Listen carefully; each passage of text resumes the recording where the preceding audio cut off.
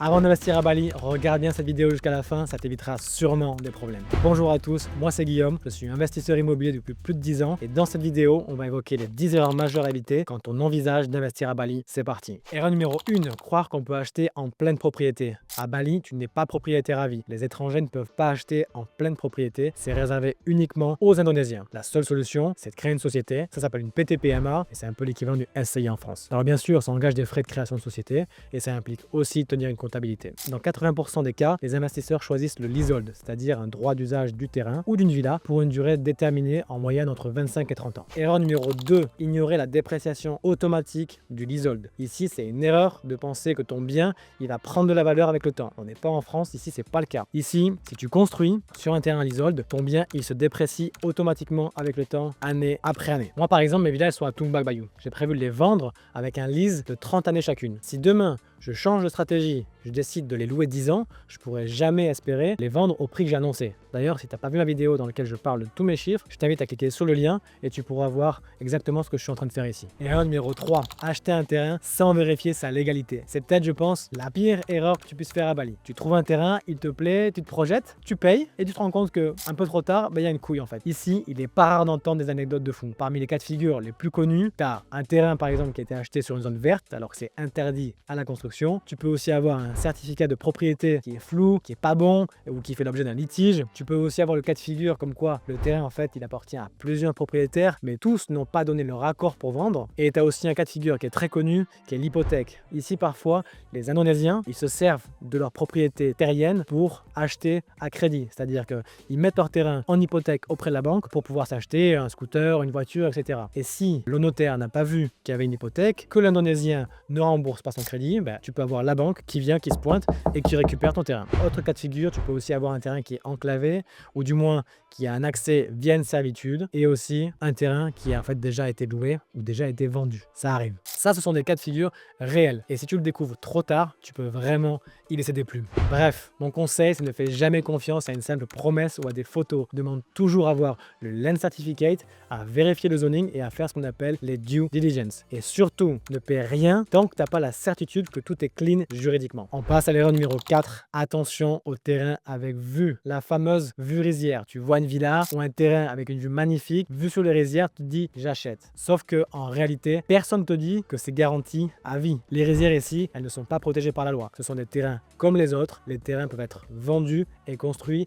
du jour au lendemain. Donc là, ta belle vue, un jour tu travailles le matin, tu descends, tu vas à la piscine et paf, tu vois quoi? Tu as des indos juste en face de toi en train de creuser des fondations. Et tu as vu, quelques mois plus tard, c'est devenu en fait un vis-à-vis de fou. Ou pire, tu as un mur en béton en face de toi. Et vu que toute ta villa, elle est orientée vers cette rizière, t'es mort. Alors je dis pas que c'est impossible d'avoir une villa avec vue à Bali. Mais si tu veux vraiment une vue dégagée et durable, il faut absolument vérifier le zoning de ce terrain, de cette rizière et pas croire les gens sur parole. D'ailleurs, pour te sécuriser, tu peux aussi acheter cette parcelle devant toi. C'est une pratique qui est courante, que certains font. Tu peux l'acheter en leasehold et négocier avec le propriétaire 5-10 ans par exemple. Mais c'est un budget et il faut l'avoir pris en considération. Moi par exemple, lorsque j'ai acheté mes terrains, j'avais le choix entre vue rizière, vue forêt et pas de vue. La vue forêt, elle était soi-disant garantie de ce que me disait le propriétaire parce que ceci, parce que cela. Et la vue rizière, elle était bloquée avec un lease de 10 ans. Que ça soit la vue rizière ou la vue forêt, dans tous les cas, c'était des terrains qui étaient vendus plus cher. Et dans le cas de la vue rizière, il fallait en plus rajouter le prix pour le leasing du terrain, justement. Donc, ce que j'ai fait, c'est que j'ai choisi un terrain sans vue. Au moins, il n'y a pas de surprise. Je suis maître de mon environnement, je peux designer, orienter mes maisons en fonction de mon voisinage. Et au moins, j'ai pas de mauvaise surprise. Erreur numéro 5, oublier de négocier une extension. À Bali, quand tu achètes, tu dois penser à l'après. Parce qu'un lease de 25 ans, ça passe vite. Et si tu n'as pas prévu une clause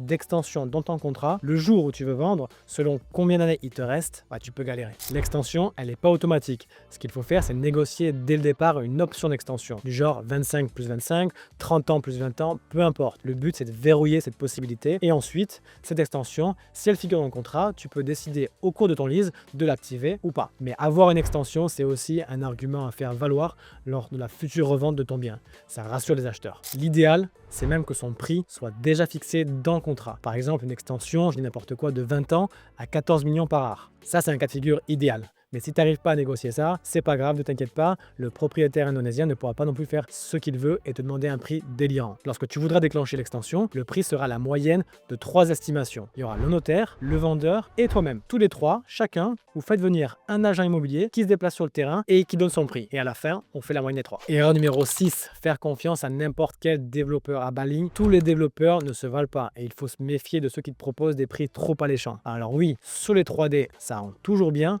mais mon avis c'est que quand tu as un prix qui est trop beau, trop agressive, c'est mauvais signe. Je connais des gens ici à Bali qui ont construit pour moitié moins que moi au mètre carré. Mais en général, derrière ces prix, tu te retrouves avec des matériaux bas de gamme, genre la robinetterie par exemple, les baies vitrées, les menuiseries. Tu as souvent aussi des finitions qui sont bâclées, les joints, les enduits. Et pire, tu as souvent aussi des malfaçons. Et parfois, c'est même plus vicieux que ça parce que tu as des trucs qui sont invisibles à l'œil nu. Parce que vu comme ça, en fait, la maison, tu dis elle est belle. Mais tu le sais pas. Et par exemple, ils ont utilisé des câbles d'acier rikiki au lieu de mettre le diamètre normal. Ou ils n'ont pas respecté par exemple les normes sismiques. Le béton, il a pas été bien mixé, donc du coup après il s'effrite au bout de 6 mois. Tout ça pour faire des économies. Et c'est ce genre de détail en fait qui fait que ta villa, au bout de 2 ans, elle est rincée, t'as des fissures, des infiltrations d'eau, surtout qu'ici on a un climat qui est tropical, donc quand ça pleut, ça rigole pas. Et en plus, avec ce genre de constructeur, en général, t'as zéro garantie, zéro assurance, donc tu te démerdes. Ok, erreur numéro 7, c'est une erreur qui me surprendra toujours, mais il y a encore des gens qui font ça, c'est de tout payer d'un coup. Donc ça veut dire, tu rencontres un constructeur, tu es d'accord avec son prix, tu es d'accord avec la date, tu signes et tu décides de lui verser 100% d'un coup. Ça, jamais de la vie, ça ne se fait pas. Et si un constructeur un jour vous dit « Ouais, en fait, c'est ma façon de procéder », red flag et tu pars. On a tous vu en France des reportages avec des gens désespérés qui courent après un maçon ou un artisan qui leur donne l'argent, qui a laissé tomber le chantier. Alors imaginez si cette situation elle vous arrive ici à Bali et que vous avez balancé toutes vos économies, bref, un enfer, tu revois jamais ton argent. Je connais personnellement une amie à qui c'est arrivé. Elle avait un projet de construction d'une villa à Nusa Penida, qui est une île voisine, et elle et tous les autres clients de ce développeur, ils ont tous versé l'intégralité de la somme. Résultat, leur chantier, il avait à peine commencé que terminé. En plus, ils sont pas sur place, c'est des gens qui vivent souvent à Bali. Nusa Dua, pour y aller, c'est une mission, donc tu vois pas, t'as aucune info, le mec est en sous-marin. Là, ils se sont réunis pour essayer de récupérer quelque chose, mais on sait tous que ça n'aboutira pas en fait. La bonne pratique, c'est de découper les paiements en plusieurs étapes claires, avec un planning précis. En général, c'est 30% au lancement, puis 10, 10, 10, jusqu'à la remise des clés, avec les 2 ou 5% manquants, une fois que tu as vérifié que tout était OK. Moi, par exemple, avec mon constructeur, on fonctionne avec l'avancement du chantier, c'est-à-dire que dès qu'il est à 30% du chantier, je lui fais ce versement. Dès qu'il est à 50%, ce versement, et ainsi de suite. On arrive à l'erreur numéro 8. Faire un all-in. Tu as réussi à mettre de l'argent en France, bravo. Si tu as envie d'investir à Bali, c'est une super idée. Mais tout balancer, tout en capital sur un seul projet, ça peut être risqué. Pourquoi? Déjà parce que dans l'investissement immobilier, il y a toujours des trucs que tu n'as pas anticipé. Ça peut être le mobilier, la déco, les plantes. En fait, tu t'aperçois que c'est un budget qu'il faut sortir 10 000 € de plus pour vraiment que ça ait de la gueule. Et même si tu as réussi à tout budgétiser comme un pro, il y a toujours des imprévus dans la vie. Si demain, par exemple, tu as un accident de voiture, ta voiture elle est morte, elle tombe en panne, tu es obligé d'en racheter une pour aller au boulot, comment tu fais? Donc, ce que je dis, c'est que prévois toujours une marge de sécurité. En général, on dit 15%. Par exemple, si tu investis un projet à 150 000 €, je dirais qu'il faudrait que tu aies un matelas de sécurité d'environ 20 000 €. Et même si tu achètes en off-plan avec un développeur qui est sérieux, où normalement tout est inclus dans le prix, c'est fixe, il n'y a pas de surprise, tu n'es pas à l'abri de notre truc, c'est le taux de change. Si tu signes quand l'euro est fort, genre en ce moment, demain tu signes, 1 € égale 19 000 IDR. C'est bien, tu es au max. Sauf que s'il redescend à 17 000 € comme c'était le cas il y a quelques mois, en fait tes euros, ils vont valoir 10% de moins. Et ta construction, elle va te coûter 10% de plus. Et ça, c'est pas de la théorie, c'est du vécu. Moi, ça m'est arrivé, pas à Bali, mais dans un autre pays, et je peux te dire que j'étais à 2 doigts de la banqueroute. Erreur numéro 9, croire aux rentabilités miracles. C'est devenu super courant de voir passer des pubs, des vidéos, du contenu qui te fait rêver, qui t'annonce 10 000 € par mois avec ma villa, un retour sur investissement en 2 ans, en 3 ans. Alors oui, Bali peut offrir des rendements très intéressant. C'est vrai,